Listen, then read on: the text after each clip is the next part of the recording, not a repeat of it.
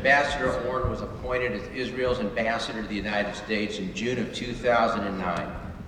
In that capacity, he is regularly meeting with officials in the White House, the State Department, and the Pentagon. He meets with members of Congress, and he also meets with his fellow ambassadors from around the world in Washington, D.C. Dr. Oren was born here in the United States and grew up in New Jersey. He was educated at Princeton and Columbia. He is a renowned historian, and he has taught at Harvard, Yale, and Georgetown in this country, and was a distinguished fellow at the Shalem Center in Jerusalem. Ambassador Oren is a prolific and brilliant writer. His last two books, Power, Faith, and Fantasy, America in the Middle East from 1776 to the present, and 6 Days of War, were both award winners from the New York Times, and I recommend them both to you. Dr. Oren immigrated and made Aliyah to Israel in 1979. He served in the Israeli Defense Forces. He was a paratrooper in the Lebanon War. He served as a liaison with the U.S. Sixth Fleet during the Gulf War. And he has served as an advisor to the Israeli delegation to the United States before becoming the ambassador. And I present to you Ambassador Michael Oren.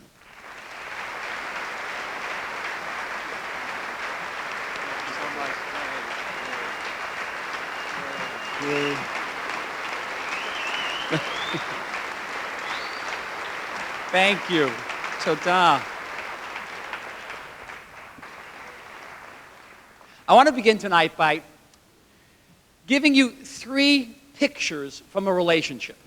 Key pictures from the unique friendship between the United States and Israel, and they're personal pictures. The first one stems back to 2008. Before I was in this job, I was at an institute in Jerusalem doing my research, and one day I get a call from the naval attaché at the U.S. Embassy. He said, it's the 60th anniversary of the State of Israel, and in honor of that great event, we would like to fly you out to the USS Truman, which is patrolling somewhere in the Eastern Mediterranean. Would you like to go? So I thought about it for about a quarter of a second. Are you kidding me? So I was driven out to some obscure airfield near Tel Aviv airport and put onto a propeller plane of the U.S. Navy, strapped in with earplugs, and nobody told me that this airplane was going to go from 180 miles an hour to 0 in less than a second when it landed on the Truman. So you land, and I'm in the seats, and my eyeballs are somewhere up there. And the people, you know, the naval people thought this was very funny. I didn't think it was that funny. And I get out of this aircraft, and the USS Truman was actually somewhere between the island of Rhodes and the coast of Turkey. And you come out, and here's this American city floating in the middle of nowhere, 5,200 crew members, all waiting for me. Why are they waiting for me? Because I'm there to give them a series of lectures about the history of the U.S.-Israel relationship on the anniversary of Israel's 60th anniversary on a ship named for the first president who made America the first nation on earth to recognize the newly created state of Israel. Scene 2. A few years later, I'm an ambassador, and I get to travel to wonderful cities around the United States, and one of those wonderful cities was Denver, capital of Colorado. And while in Denver, I was brought into the assembly of the state of Colorado. It's a bicameral type of government. Both houses of the government of Colorado were presented with a bill that expressed total, unequivocal support and love for the state of Israel. And in my presence, both of those bills passed unanimously in both houses of the Colorado Assembly. Scene 3. Scene 3, several months ago, our son Yoav was living in the city of Cincinnati doing some training for his work, and Sally and I made a state visit to Cincinnati. And wherever I go to some city, I try to usually visit different communities, particularly Christian communities, do outreach to Latino communities, to African American communities. I was brought on a Sunday morning to an African Baptist church in an industrial area of downtown Cincinnati. And I walk in this church, and it's a scene like you see, in a movie, people singing rapturously, dancing. And when I came in, everybody stood up and embraced me. In the middle of this African church in downtown Cincinnati, what was the connection between these people and the ambassador of the State of Israel, a country that's 7,000 miles away? How do you explain each and every one of these scenes? How can you explain it? And to begin to understand that explanation, the reasons, you have to go back.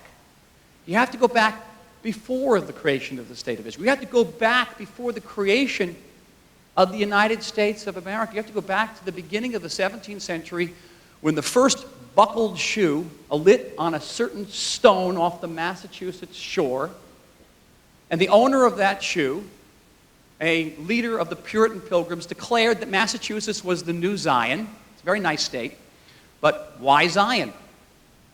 And the reason is deeply embedded in the Puritan tradition.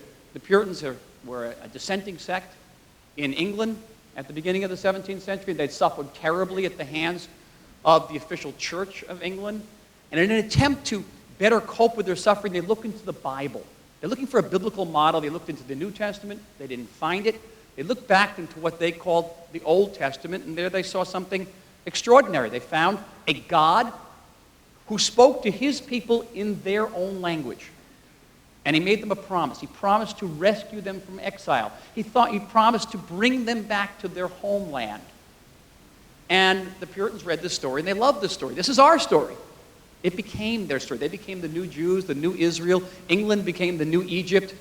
The Atlantic Ocean became the new Sinai. They escaped, and they landed in this country, on this continent, and they likened it to the new Promised Land. And if you're on the East Coast, you find about 1,000 cities and towns that have Hebrew names. You have the Sharons and your Bethlehems and your Jerichos and your Zions. And they gave Hebrew names to their children, the Davids and the Rebeccas and the Sarahs and the Isaacs. They made Hebrew a mandatory language at all of their universities.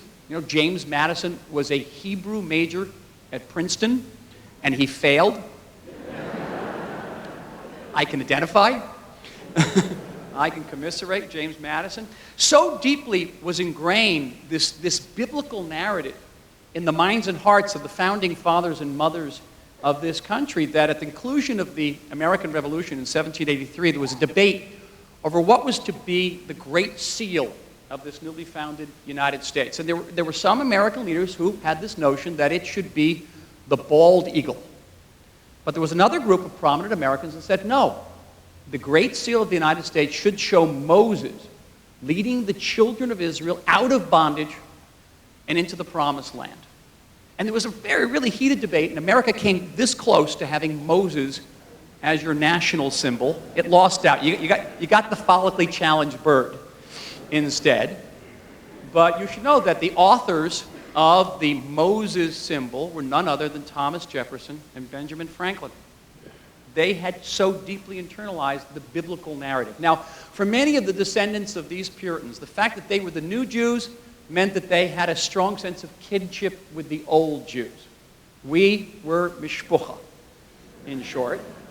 And the fact that they had inherited a new promised land meant that they had a strong connection to the old promised land, the land of Israel, and they concluded that to be good Christians, to be good Americans, it was their divinely ordained duty to help those old Jews return to their old promised land, to help fulfill the biblical promises of ending the Jews' exile and their restoration to independence in the land of their fathers. And thus was born the notion of Restorationism, which wasn't a peripheral notion in early America. You had John Adams, the second president of the United States, saying it was his fondest wish that someday 100,000 Jewish soldiers would march back into Judea, as he called it, and reclaim their ancient independence.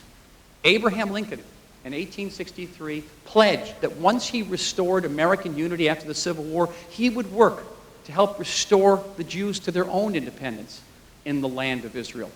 Woodrow Wilson, the grandson and son of Presbyterian ministers, said it was his greatest honor to help the Jews return to their homeland, and he was instrumental in persuading the British government at the end of World War I to issue the Balfour Declaration, in which the British Empire pledged to help recreate a Jewish national home in the land of Israel. And that pledge was instrumental in the decision of the UN in November 1947 in partitioning what was then called Palestine into an independent Arab and an independent Jewish state. The Arabs rejected it, the Jews accepted it, and that Jewish state was set to come into being on May 14th, 1948, and an deeply embittered, acrimonious debate broke out in Washington over whether the President of the United States should recognize that state. In an event that has really no parallel to my knowledge in the annals of American foreign policy, every major advisory board, whether it's the State Department, the Defense Department, the Pentagon, said to the President of the United States, don't do it. Don't recognize that state. You recognize the Jewish state, the Arabs are going to cut off oil to the United States. The communists are going to take over Western Europe. The Jews of Palestine can't defend themselves. We're going to have to send the American army over there to defend the Jews. And the President of the United States locked himself in the White House for 48 hours, and he thought about it. That president, of course, was Harry Truman. Harry Truman claimed to have memorized the Bible by age 14. He was a strict Baptist. And he thought about it, and at 6:11 p.m. on the evening of Wednesday, May 14th, 1948, 11 minutes after David Ben-Gurion declared Israel's independence, Harry Truman walked out and made the United States the first nation on earth to recognize the recreated Jewish state of Israel.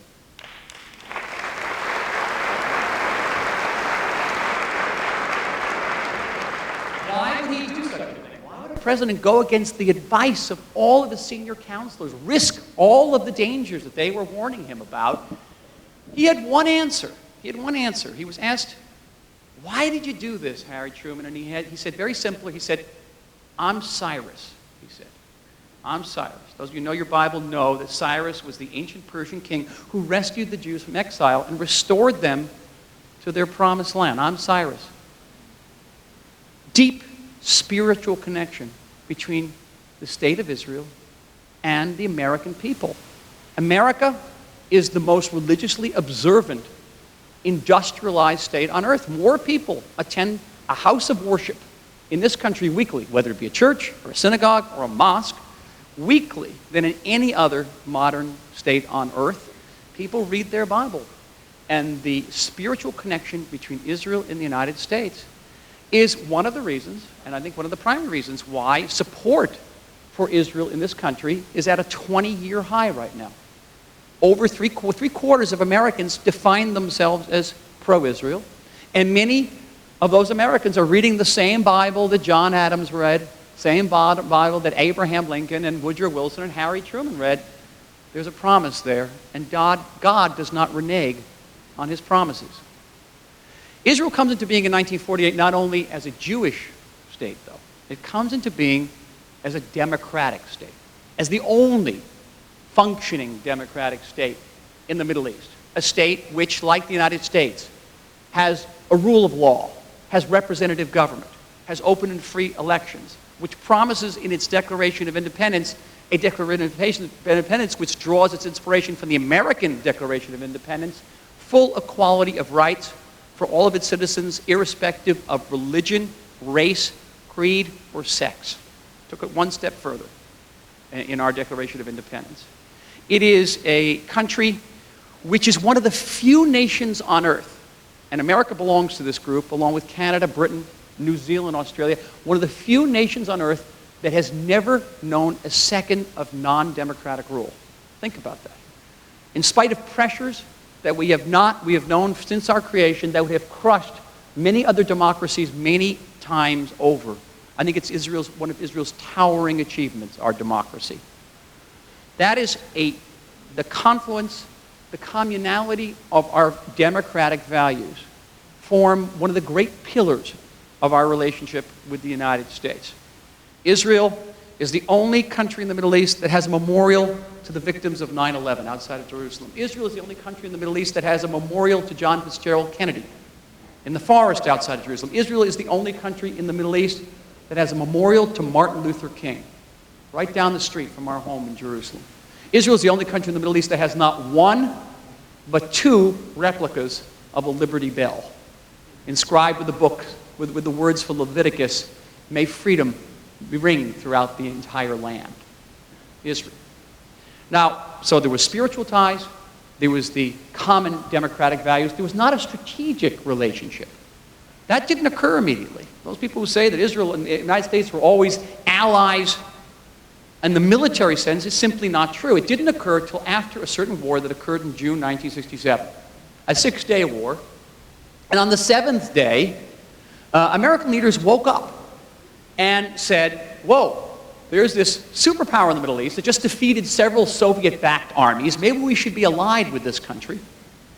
And thus was born the U.S.-Israel Strategic Alliance, which has blossomed and flourished in directions which would have been inconceivable in Israel's first year. And I could probably spend an hour just talking about our military cooperation. The intelligence relationship between the United States and Israel is unequaled by America's intelligence relationship with any other country in the world. We are engaged. Please. American and Israeli forces train together. We just had the largest joint maneuver ever. American ships, warships, pay ports of call in Haifa, and it is the best port of call for American sailors in the Mediterranean. They love Haifa. American planes land in Israel. American prepositions close to $1 billion worth of weaponry and military material underground in the state of Israel. Israel, together with the United States, have developed the most advanced and battle-proven anti-ballistic systems on the entire planet. We have provided armaments for American vehicles fighting in Iraq firstly, now in Afghanistan. 20,000 American vehicles have been armored by a small kibbutz in northern Galilee that was founded by Americans in 1948, Kibbutz Sasa. I get the letters. I get the letters from the parents, from the wives, from the grandparents, thanking us for saving their children's lives in the battles in Iraq and Afghanistan. I get those letters. We have developed defense systems that can take out rockets fired at tanks. We've developed systems that can identify improvised explosive devices that have been so injurious to American soldiers. We are there with you. American planes, every American military aircraft, whether it be helicopters or fixed-wing aircraft, fly with Israeli components and Israeli concepts. That's how closely we are allied on the military plane. Extraordinary. So, spiritual ties, democratic values, strategic alliance, and now, in recent years, a new pillar is rapidly arising. You know, I spent about 30 years studying the U.S.-Israel relationship, and I thought I knew it all, and then I came into this job, and it was very humbling. I found out that I knew very little. And it turns out that the U.S.-Israel relationship is more multifaceted, deeper than anything I ever thought. One of these new pillars is the pillar of financial and commercial connections. Today, the state of Israel is America's 20th largest customer in the world. We have passed Russia, we've passed Spain, we've passed Argentina, we've passed Ireland. Israel is the 12th largest export destination for the United States of America. Israel had the first free trade agreement with the United States of America. Since that free trade agreement was signed over 20 years ago, trade between the United States and Israel, bilateral trade, has expanded by 300%. We're talking about close to, in the last decade alone, close to $90 billion of American investment in Israel and close to $60 billion of Israeli investment in the United States of America. Israel, as many of you know, is a high-tech giant. Right after the United States, we have the most number of startup companies. Per capita, we have the most in the world. We have more startup companies in Israel than all of Europe combined. A country of less than 8 million people, we're number 3 on the NASDAQ exchange after the United States and China. We devote about half of our national income to development and research in high tech. Just extraordinary. And America is deeply, deeply involved in our high technology. In the world markets, they think of Silicon Valley and Tel Aviv as part of the same market. We're so deeply engaged with one another. Every major American high-tech company, Motorola, Microsoft, Intel, has their R&D centers in Israel. Intel has 2 R&D centers in Israel. Apple is opening its first foreign overseas research center in the state of Israel. All of your computers, almost all of your cell phones contain Israeli concepts, contain Israeli products, whether it's your flash drive, whether it's your intuitive browser. These are all Israeli inventions, and you have them. You have them in your home. If you got Intel inside, you got Israel inside. Believe me, you got it all. And at a time when many American corporations are outsourcing to Asia jobs, Israeli corporations are outsourcing to the United States. I spend a big chunk of my time going around cutting ribbons, opening up Israeli corporations. I just opened up a branch of ELTA, the radar-making company in Maryland. The point is going to employ 100 skilled engineers in the state of Maryland. Tens of thousands of Americans are employed by Israeli companies throughout the United States, and including in this state, in the state of California. Isn't that amazing? Now, does this mean we agree on everything all the time? Guess what? We don't. No two allies, no matter how close, can agree on everything all the time. Those of you who know your World War II history, Britain and the United States, very close allies, Roosevelt and Churchill, they disagreed about so many things. But it was a great alliance. And the US-Israel alliance is absolutely no different. We've had differences over recent years over the settlement issue. In many ways, that is not a new difference. It goes back to the Johnson administration.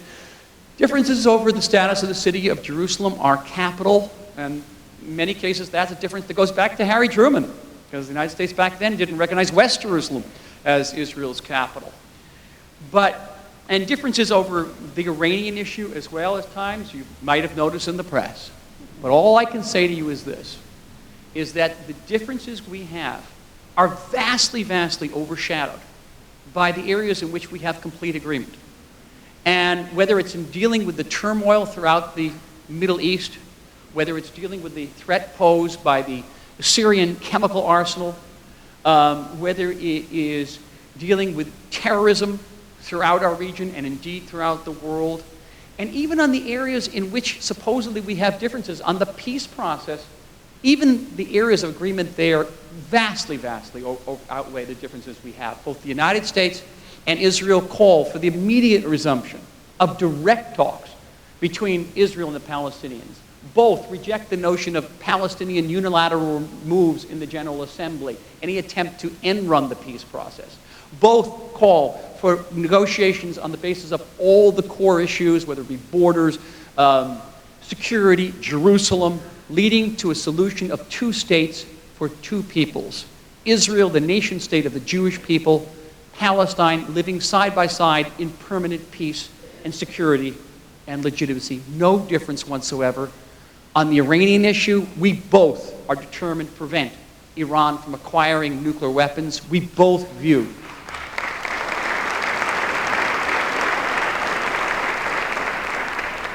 Iran's nuclear program as a paramount security threat, and together we are working quietly, discreetly, to achieve that goal and to save not just the state of Israel in the region, but prevent the world from a prohibitive threat of Iranian nuclearization. The great litmus of any alliance is not whether the 2 countries agree on everything, but the degree to which we can resolve our differences and move beyond them. And by that criteria, the US-Israel relationship is truly one of the great alliances in history, and in this country's history, I will argue it is the closest and most multifaceted alliance that this country has had with any foreign nation in its post-World War II period.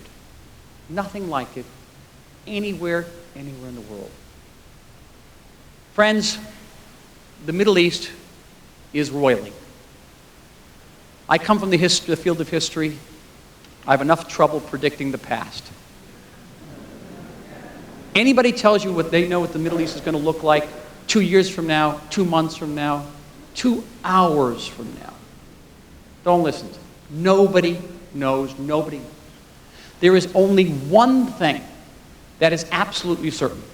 There's one thing you can bank upon 100%, that whether it be in 2 weeks, 2 months, 2 years, 20 years, there will be one country in the Middle East, one country, which is economically robust, which is militarily strong, with an army that's bigger than the British and the French armies combined, a citizens' army. One country that has never known a second of non-democratic rule, and one country which is categorically, unequivocally pro-American, in which American flags are never burnt in the streets, they're waved in the streets.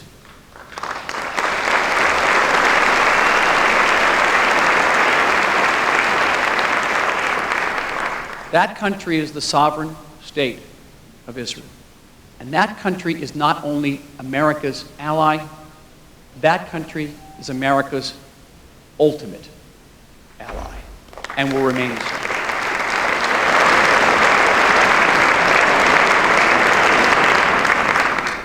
Tomorrow, open up your computers, your Israeli component-contained computers, and you look in your email, and you'll get a little film clip which we're going to send to each and every one of you. It's a film clip of a last scenario. I'll leave you with the last picture. A couple weeks ago, we had the Hanukkah party at the White House.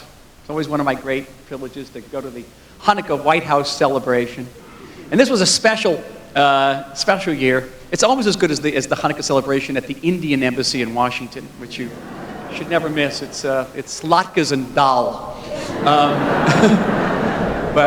And it's a great festive event at the White House. And this was a special year because just several weeks before this, I had gone to visit West Point, the American Military Academy, and I had addressed, again, a whole group of cadets. They were so interested in Israel. It followed up on a similar visit I'd made to the Naval Academy in Annapolis. 1,600 midshipmen and women came to hear me there.